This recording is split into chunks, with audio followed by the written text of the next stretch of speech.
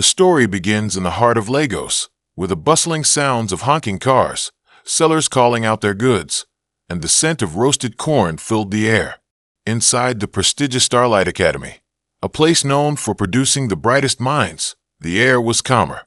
Within its tall iron gates and carefully trimmed lawns, the world felt different, disciplined, ordered, yet secretly alive with the hidden stories of its teachers and students.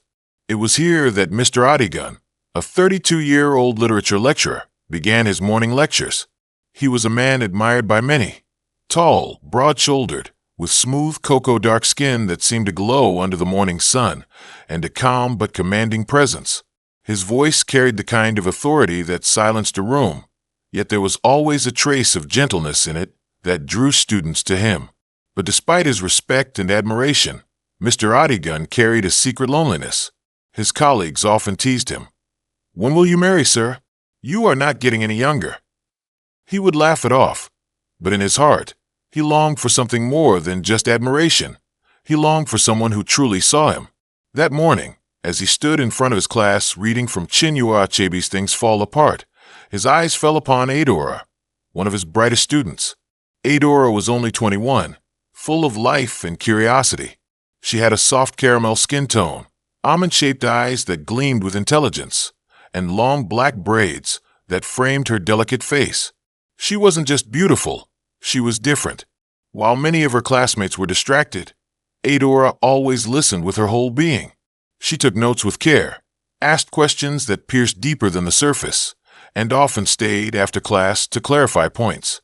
That day, as she lifted her hand to ask a question about Okonkwo's pride, something shifted in the air.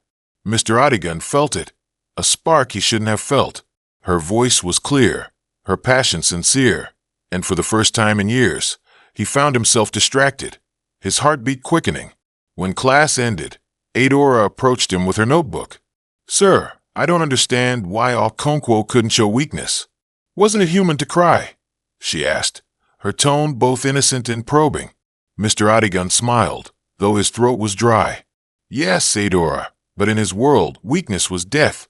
Sometimes, culture forces us to wear masks, even when our hearts long for honesty." Their eyes locked, and for a moment too long, silence lingered. He quickly looked away, pretending to shuffle his papers. Inside, he scolded himself. "This is wrong. She is my student." But Adora didn't notice his turmoil. She only noticed how his words seemed to carry not just wisdom but also a sadness, like a man who had lived through his own battles. Over the next weeks, their paths crossed more often. Adora stayed behind after lectures to ask questions, sometimes about books, sometimes about life. She began to see him not just as a teacher, but as a man who understood things most people didn't. She admired his strength, but also the gentleness in his eyes when he smiled. For Mr. Adigun, it was torture and bliss all at once. Each day, he told himself to keep his distance, but each day, he found himself drawn closer to her. Her laughter lingered in his mind at night. Her voice echoed in his dreams. One afternoon, after a heavy rainfall, the school grounds were empty, and Adora came into his office, her dress slightly damp from the storm. She wanted to return a book he had lent her. "You always give me the best books, sir," she said, placing the novel gently on his desk. "And you always return them with more notes than the book itself." He chuckled. Their laughter softened into silence, the kind that was not empty, but heavy with unspoken things. Then, without realizing it, Adora whispered, "Sometimes I feel like you understand me better than anyone else." Mr. Adigun froze. His heart thundered. He wanted to say something. "No, this is not right." But instead, he found himself staring at her, his lips parting as if words might betray him. At that very moment, the door creaked, and a fellow teacher entered. The spell broke. Adora quickly excused herself, cheeks flushed, while Mr. Adigun busied himself with papers to hide his guilt. Truth was already written in their hearts. Something forbidden had begun. A fire neither of them intended to light was now burning quietly, dangerously. And outside those office walls, the world of Starlight Academy remained blind, at least for now. The following weeks at Starlight Academy were unlike anything Mr. Adigun had ever experienced in his years as a lecturer. Every lecture felt like a dangerous game of glances. Every conversation with Adora was layered with meanings that no one else could hear. And every day, he felt himself slipping further into something he knew was wrong but couldn't stop. Adora's presence was a constant light in his world. She wore simple dresses, bright yellows, soft blues, and sometimes white cotton that flowed as she walked. But on her, they looked like royalty. Her braids, always neatly kept, framed her delicate face, and when she smiled, her dimples deepened, making it impossible for him not to smile back. He told himself, she is just a student. It's admiration, nothing more. But he knew he was lying. One late afternoon, as the sun painted the academy walls gold, Adora lingered in class again.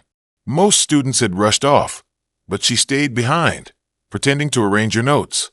"Sir, can I ask you something personal?" she said softly. He hesitated. "That depends on the question." She looked up at him, her almond-shaped eyes piercing. "Why are you always so alone? I see you walk to the car parked by yourself. You don't laugh with other lecturers. You don't even wear a ring. Why?" The question struck him like an arrow. He swallowed hard, suddenly feeling exposed. "Some of us choose silence over noise, Adora," he replied carefully. "Besides, not every man is lucky to find the one who understands him." Her lips parted slightly, and her gaze lingered on him, almost too long. "Maybe you haven't looked in the right places, sir."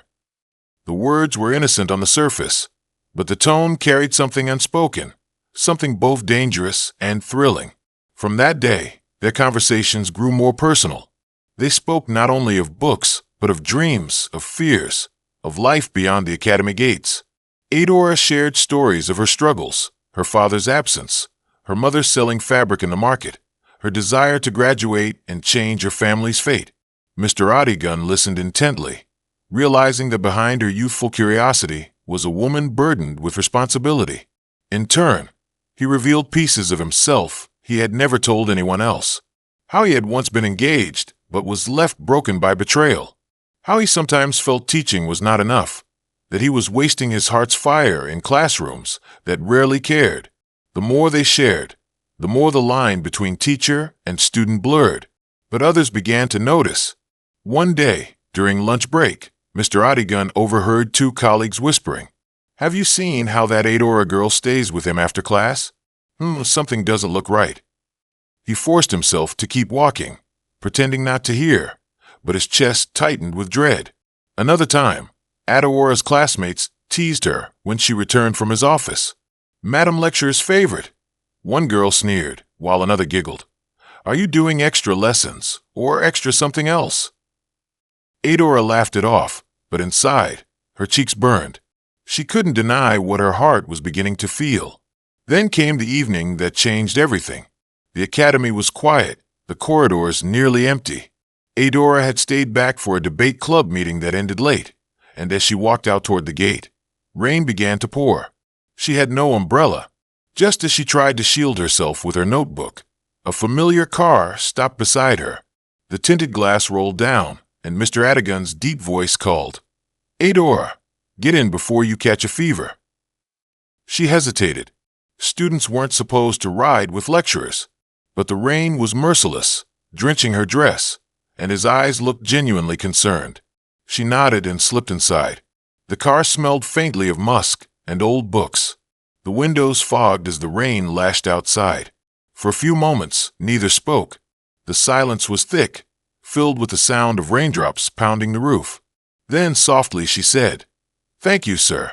You're always saving me." He glanced at her quickly, then fixed his eyes on the road. "I am not saving you, Adora. I am complicating both our lives." Her heart skipped. She turned to him, studying his profile, the sharp jawline, the seriousness etched into his face. "Do you regret it?" she asked. The car slowed at a red light. He turned to her, his eyes dark, intense. "Every day. And yet, every day, I also wish I could stop regretting." The truth hung between them, heavier than the storm outside. For the first time, they both acknowledged what had been silently growing. Adora's chest rose and fell quickly, and she whispered, "Then don't regret." In that suspended moment, time seemed to pause. The rain softened. The traffic light turned green, but neither moved. His hand, trembling, reached toward hers on her lap. Their fingers touched, just a graze, but the electricity that surged through them was undeniable. He pulled back suddenly, gripping the steering wheel. "This is dangerous, Adora. For you. For me. For everything." But his voice cracked, betraying his own desire. When he finally dropped her off near her home, she stepped out of the car, rain still falling softly. She turned back and said, "Sometimes danger is worth it." Then she disappeared into the night. Mr. Odigun sat frozen in the car, staring after her, his heart in turmoil. He knew he was walking into fire, but he also knew he could no longer turn away. And in the shadows of Lagos, whispers had already begun. For days after that rain-soaked evening, Mr. Odigun couldn't concentrate. Every time he stood before his students, his eyes instinctively searched for her. Every time Adora raised her hand, his chest tightened. The classroom, once a sanctuary of control, had become a battlefield of emotions. Adora felt it too. The world around her buzzed with youthful chatter, but her heart was elsewhere, caught in every glance, every hesitant smile from her lecturer. She studied harder, answered questions more brilliantly. But what thrilled her most wasn't the praise from classmates. It was the way his eyes lingered on her, filled with an admiration he tried so hard to hide. But the world doesn't turn blind for long.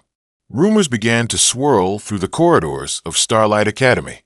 Students whispered in corners. Lecturers exchanged suspicious looks. One afternoon, Adora's closest friend, Ngozi, confronted her. "Adora, tell me the truth," Ngozi said, her voice low but firm.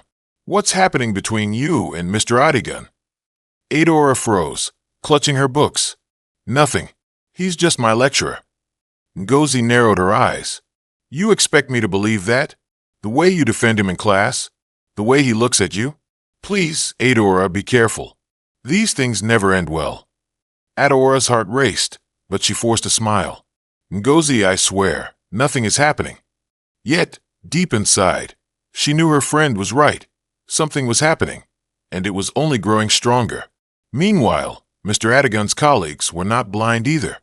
At the staff lounge, Mr. Allowale, another lecturer, muttered, "That Odigun, he's crossing lines with that Adora girl.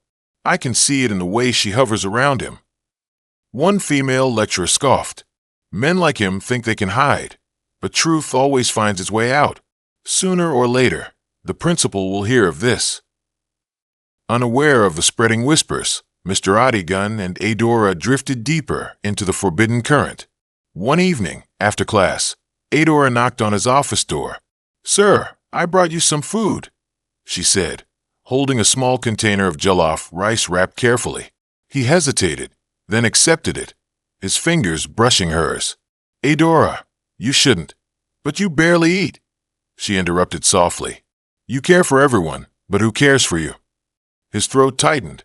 She was too thoughtful, too kind, too dangerous for his lonely heart. That night, he opened the container in his empty apartment. The food was simple, but the taste carried warmth he hadn't felt in years. It was more than food. It was affection, poured quietly into every grain of rice. And that was the moment he realized. He was already in too deep. Days later, the inevitable happened. After class, as students rushed out, Adora lingered behind. She dropped her pen deliberately, and when he bent to pick it up, their hands touched. The spark was undeniable. They both froze, their eyes locked. "Sir," she whispered, almost trembling, "why do we keep pretending?" His defenses shattered. He closed the door to the empty classroom, his breath uneven, because the world will destroy us if we stop pretending. "But what about us?" Her voice broke. "What about how I feel every time I see you? What about the nights I can't sleep because your face is all I see?" Her confession pierced his soul. He stepped closer, fighting the war within himself. She was so close, her scent, fresh, floral, wrapped around him. "Adora," his voice shook. "If we do this, there is no turning back." Her eyes glistened. "I don't want to turn back."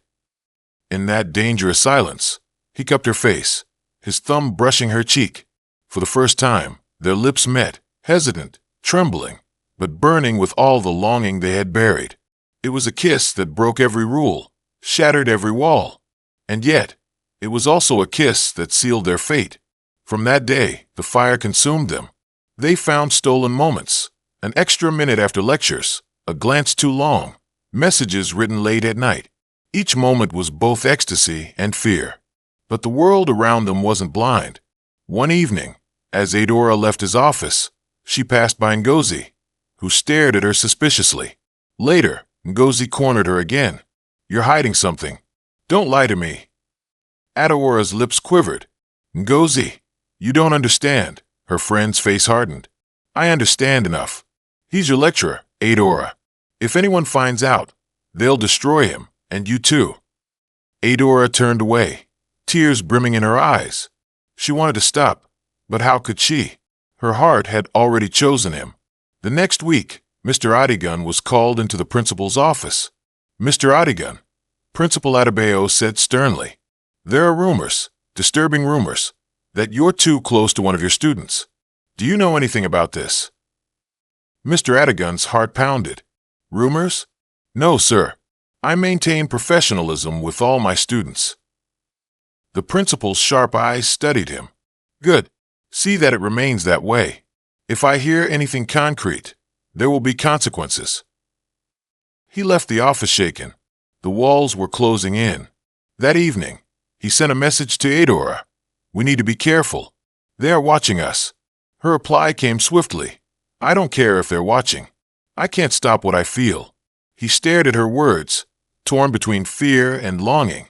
In the stillness of the night, he whispered to himself, "This is fire, and fire always burns." What he didn't know was that the fire was already spreading beyond their control. The days at Starlight Academy grew heavier with each sunrise. The walls seemed to carry whispers now, and every look Adora or Mr. Adigan received felt like a dagger of suspicion. Adora, once carefree in her laughter, now walked with caution. Every step down the hallway was weighed with the fear that someone had seen her too close to him, or caught the way her eyes softened when she said, "Yes, sir." Mr. Adigan, on the other hand, was unraveling inside. He tried to keep his voice steady during lectures, but sometimes, when Adora's gaze lingered too long, his sentences broke in the middle, betraying the war in his chest. And the students noticed. One afternoon, during a heated class discussion, a boy from the back whispered loudly enough for half the class to hear, "Why don't you just ask Adora, sir? You two seem to understand each other too well." The class erupted in laughter.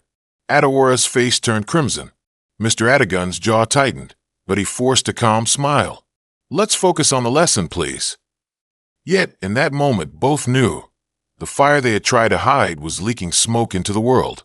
Later that evening, Adora went to his office, her hands trembling as she pushed the door open. "They're noticing," she said breathlessly. He shut the door quickly, pacing the small room. "I know. That boy's comment today, Adora. It's only a matter of time before this explodes." She moved closer, her eyes pleading. "So, what do we do? Stop seeing each other. Cut him like a blade." He reached for her hand instinctively. "I can't. I've tried to tell myself to stop, but every time I see you, every time I hear your voice, it's like breathing after drowning." Adora's chest tightened. Tears welled in her eyes. "Then don't ask me to let go. I won't survive it." Their embrace was desperate, two souls clinging to each other even as the storm gathered around them. But storms don't wait forever. The very next week, a crack widened. Adora was leaving his office late in the evening, a folder in her hands. The hallways were quiet, the lights dim, but as she turned the corner, she froze. Ngozi was standing there. Her friend's face was pale, her eyes wide with disbelief. "Adora," her voice cracked. "Tell me it's not true. Tell me you're not with him." Adora's lips trembled, words stuck in her throat. Ngozi stepped closer, voice rising with emotion. "He's your lecturer. Do you know what this will do to you? To him? To your family? To your future?" Tears spilled down Adora's cheeks. "Ngozi, I didn't plan this. I didn't want it to happen. But it did. I love him." Ngozi gasped as though struck. "Love? Adora, this isn't love, it's ruin." Before Adora could reply, Mr. Adigan appeared at the corner, holding some books. His eyes widened as he saw the two girls, saw the tears, the confrontation. Ngozi turned on him sharply. You're supposed to be her teacher, her protector, and this is what you've done. His lips parted, but no words came. He wanted to explain, to defend, but what excuse could erase the truth? Ngozi shook her head, stepping back. If you both don't stop this, someone else will expose you. And when that happens, neither of you will survive it. She left, her footsteps echoing through the hallway, leaving Adora trembling and Mr. Adigan speechless. The following days were unbearable. Every time Adora walked into class, she felt eyes on her. Every laugh behind her sounded like gossip. Every glance at Mr. Adigan carried weight. And she wasn't wrong. Rumors were spreading fast. Students whispered in clusters, some smirking knowingly whenever Adora answered a question. A group of boys once joked loudly outside the cafeteria. Adora doesn't need to study. She's already got the lecturer's heart. She fought tears as she walked past them. Meanwhile, the staff room grew colder for Mr. Adigan. Conversations stopped when he entered. A few colleagues exchanged knowing glances. One day, he overheard Mr. Allowale mutter under his breath, "Disgraceful. Men with no self-control should not be in education." The sting cut deep. He slammed his books on his desk, but said nothing. The walls were closing in from every direction. One Friday evening, Adora met him in his office again, her face streaked with tears. "I can't do this anymore," she whispered. "They're all talking. Ngozi won't even look at me. My parents are starting to ask questions. It feels like the whole world is watching us." Mr. Adigan's heart twisted. He cupped her face, forcing her to meet his eyes. "Listen to me. I don't care about the world. I don't care what they say. I care about you, and I'll fight them all if I have to. But what if they ruin you? What if you lose your job? What if you're disgraced?" He took a deep breath, his voice breaking with conviction. "If loving you is ruin, then let the ruin come." She broke into sobs, falling into his arms. For a long time, they just held each other, knowing the darkness was closing in but refusing to let go. What they didn't know was that the ruin was already at their doorstep, because the following Monday, Principal Adebayo received an anonymous note on his desk. The words were few, but they were enough to ignite a scandal. "Adora, Mr. Adigan, look closer. The truth is there." The trap had been set. The morning Principal Adebayo summoned Mr. Adigan, the entire campus felt charged with unease. Teachers exchanged suspicious looks, students whispered in hallways, and even the janitor avoided eye contact as Mr. Adigan walked into the principal's office. "Sit," the principal said, his tone heavy. On the desk lay the anonymous letter, unfolded like a weapon waiting to strike. "You and Adora," Principal Adebayo said slowly, his voice cold and measured. "Tell me this isn't true." Mr. Adigan's throat went dry. For a moment, he considered denying it, but then he thought of Adora's eyes, the honesty of their love, and the truth that had already burned too deep to smother. His voice shook, but he spoke anyway. "It's true, sir. I love her." The principal's chair scraped against the floor as he stood abruptly. "You fool. Do you understand what you've done? You've not only endangered your career, you've put this girl's future, her reputation, and the school's name in jeopardy." Before Mr. Adigan could respond, there was a knock on the door. The principal barked, "Come in." And Adora entered.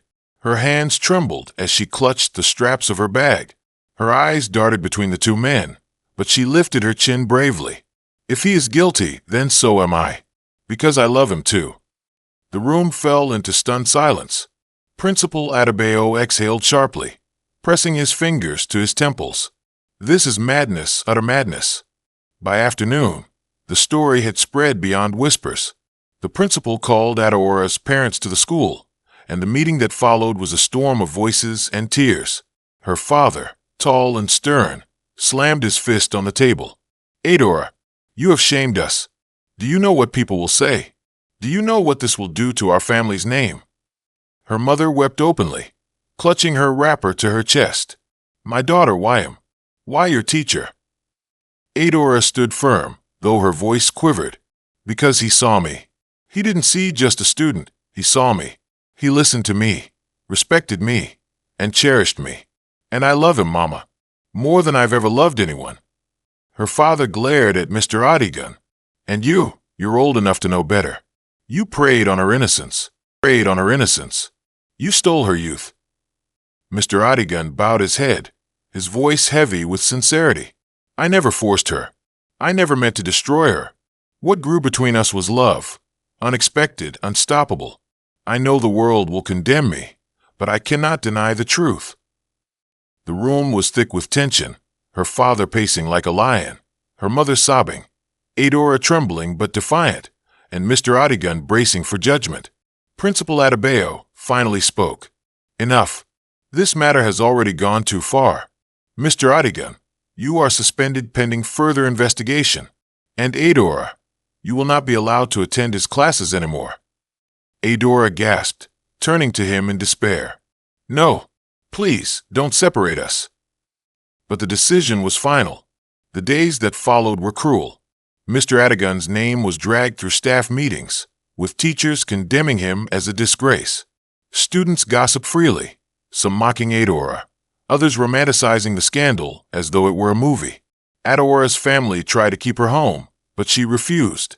She still went to school, walking through the halls with her head held high, though every whisper cut her like a blade. One evening, she snuck out and met him by the old library at the edge of campus. Maybe they're right, she whispered, tears rolling down her cheeks. Maybe we can't fight them all. Maybe we should let go. He held her face in his hands, eyes blazing with determination. No, if we let go, then they win. If we let go, then everything we shared was for nothing. Do you want that? She shook her head violently. No, I want you. Only you. Then hold on, he said firmly. Hold on to me, no matter what they say. And she did. The final blow came during a public disciplinary hearing organized by the school board. Parents, staff, and students gathered in the hall, buzzing with curiosity and judgment. Mr. Adigan stood at the front, his shoulders squared but his heart pounding. Adora sat among the students, her eyes locked on him, refusing to look away. The chairman of the board spoke sternly. Mr. Adigan, you are accused of an inappropriate relationship with a student. How do you plead? His voice rang clear. I plead guilty to loving her, and if that is a crime, then so be it. The hall erupted with gasps and murmurs. Adora stood suddenly, her voice trembling but strong. Then I am guilty too, because I love him, and I won't let you tear us apart. Her words silenced the room. For a moment, there was nothing but the sound of hearts beating and breaths held. The chairman shook his head gravely. This matter will be judged not just by rules, but by society. You may believe this is love, but it is a dangerous path you've chosen, and the world will not forgive you easily. The board voted. Mr. Adigan was dismissed from his position immediately. Adora's parents pulled her from Starlight Academy, determined to save her from further shame. Yet, even in ruin, their love refused to die. Weeks later, Adora escaped her family's watch and found him in his small apartment, packing to leave town. Her chest heaved as she spoke. You're really going to leave without me? He froze, the suitcase half-zipped. Adora, I can't let you throw your future away from me. You deserve more than this wreck of a man. She walked to him, fierce and unyielding. Don't you see? You are my future. If you leave, then take me with you. I would rather suffer with you than live a lie without you. His eyes filled with tears. For the first time in weeks, he allowed himself to hope. And so they left, two souls against the world, walking hand in hand into an uncertain future. People would call them fools. Families would curse their names. Society would never forgive them. But as Adora whispered to him that night, her head resting on his shoulder, let them judge, let them hate, because love is the only truth we have. And in that truth, they found the courage to keep walking, into exile, into hardship, but together. Because sometimes, love isn't about being accepted. Sometimes, it's about choosing each other, even when the world says you shouldn't.